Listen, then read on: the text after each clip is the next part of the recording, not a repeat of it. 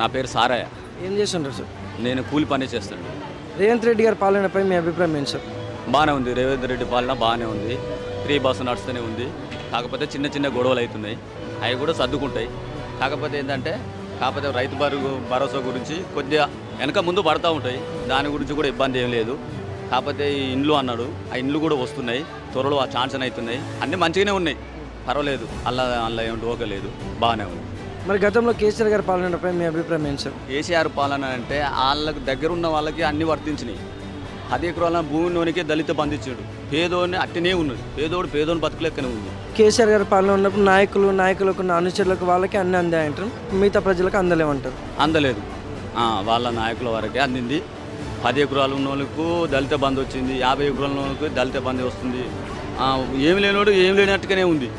ఇప్పుడే కొద్దిగా ఇది చదువుకొని కొద్దిగా అన్నీ ఇలా అందరినీ రప్పించి పెద్ద వాళ్ళని అందరి ఇంటికి రప్పించి పేదోళ్ళు ఎవరు ఉన్నోళ్ళు ఎవరు అని చూపెట్టి అందరినీ మంచిగానే ఆదుకుంటున్నారు.